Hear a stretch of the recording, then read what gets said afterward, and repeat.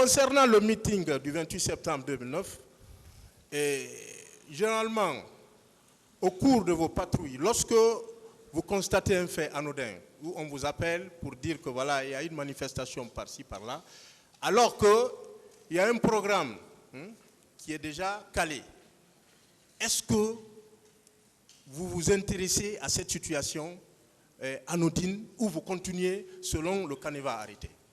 On s'intéresse à ça parce que ça peut susciter l'apparition des grands bandits ou d'autres bandits, l'infiltration d'autres bandits. Voilà. Parce que c'est un fait qui est réel, maître. J'ai donné d'ample exemples ici. Un seul exemple. Il y a eu une manifestation une fois ici, mais l'ex-directeur des pensions militaires, quand il se rendait chez lui, il n'était pas dans les rouages de manifestation, hein, mais quand il se rendait, qu'est-ce qui s'est passé? Vous pouvez vous renseigner.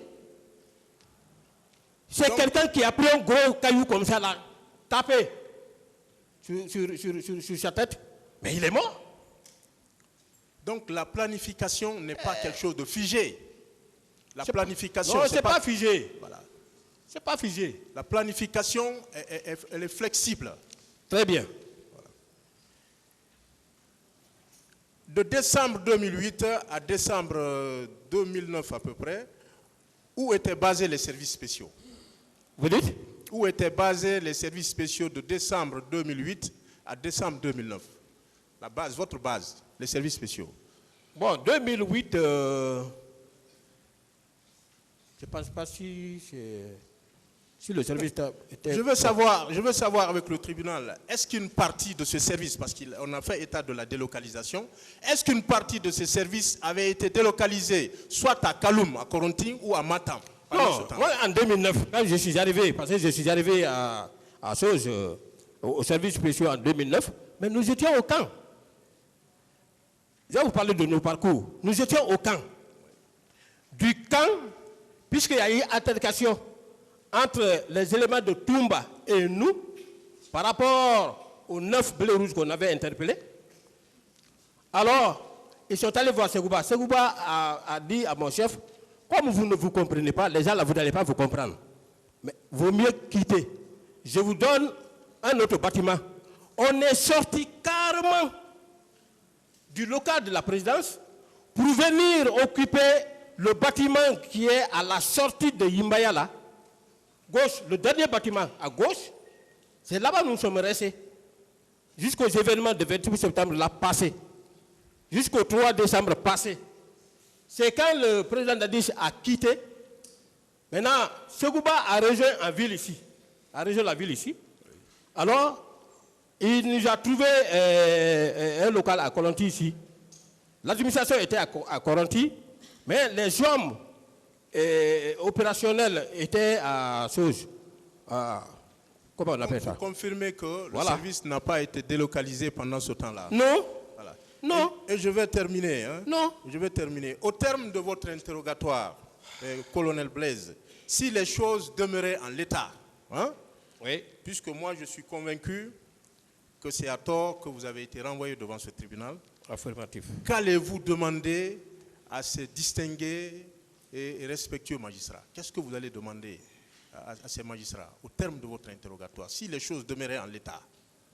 Si les choses demeuraient en l'état, tout ce que je vais demander aujourd'hui, en toute sincérité, je demanderai à monsieur le président, au général assesseur, de me libérer. Même ne serait-ce que provisoire. Et pour magnifier ma foi, je peux même rester sous la main du tribunal, venir suivre les lundis, les mardis, les mercredis, le procès pour ne pas qu'il passe autrement, mais que les jeudis, vendredis, samedis là, que je sois libre pour faire face au traitement de ma sœur. Je vous ai dit, ce procès-là a causé 2 victimes sur moi. Vous ne pouvez pas imaginer l'état dans lequel je me trouve. Mais ne serait-ce que ça, pour montrer ma bonne foi, qu'on me laisse, je viens les lundis, les mardis, les mercredis, suivre le procès. Mais les autres jours, que je sois en mesure au moins de passer par toutes les toutes les voies et moyens pour faire face. Elle a quitté. Quand ma femme est venue, elle a quitté, elle est partie. Je veux la faire revenir, m'occuper de son traitement. Pardon. Je vous remercie. Merci, Monsieur le Président. Pardon. Honorables assesseurs, merci. Pour ne pas que celle-ci aussi meure, elle est seulement à moi. C'est la seule que j'ai dans ma vie. Vraiment. Merci, Monsieur le Président. Et je continue après mon talentueux confrère Maître Moussa Sobogé. Bien. Mon colonel Blaise Goumou, c'est ça? Oui, maître. Bien. Je n'en ai pas pour longtemps. Mon colonel, est-ce que vous êtes d'accord avec moi que votre service a été toujours réclamé par la population à cause d'énormes services rendus? Affirmatif. Toujours. Toujours. Même ceux qui sont dans la salle ici, il y a certains qui connaissent ça. Toujours. On était partout. On était joué par nos numéros verts.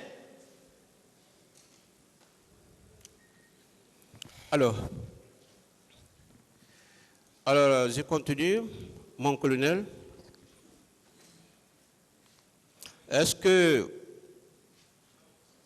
c'est mon colonel Tchegoro Kamara qui était chargé du maintien d'ordre au stade du 28 septembre?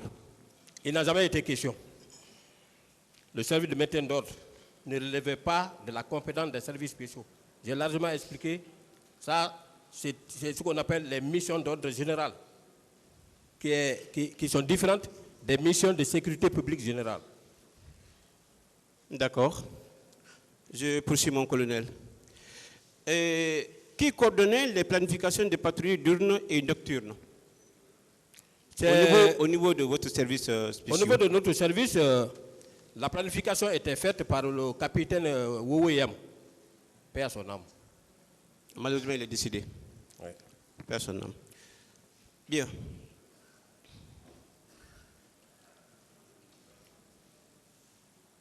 Mon colonel, quand on parle de la présence des gendarmes au stade du 28 septembre, est-ce que cela suppose qu'il s'agit uniquement des agents de services spéciaux?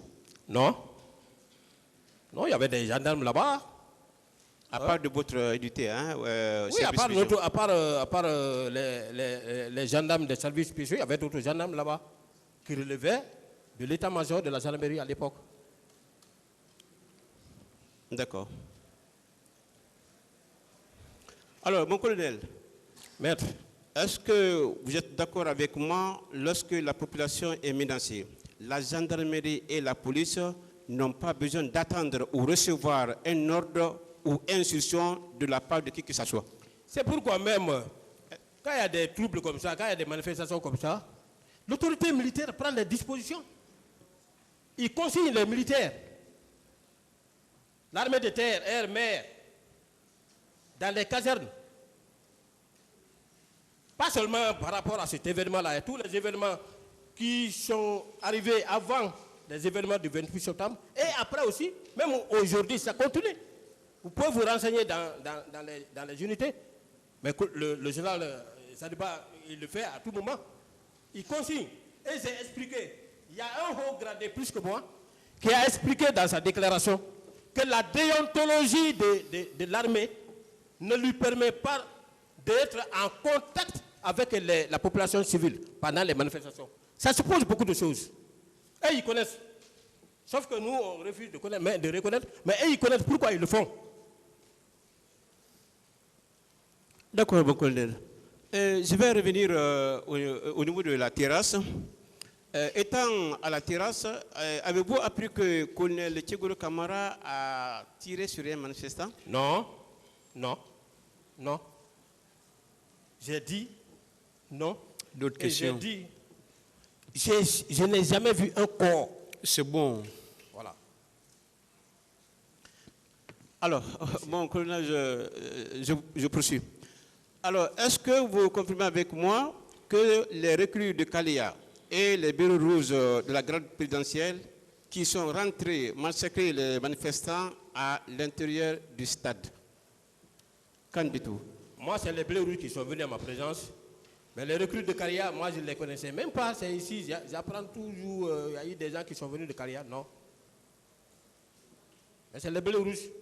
Maintenant, c'est leur chef qui peut dire. Il y avait des éléments de Caria, il y avait des éléments de tel corps. Mais moi, c'est eux qui sont venus à ma présence que j'ai vu rentrer. Bien.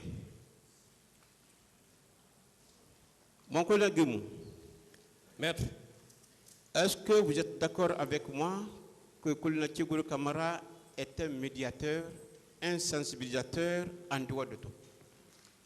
oui, il a toujours fait à ma présence. Par rapport aux différents exemples que je viens de donner, il a toujours fait.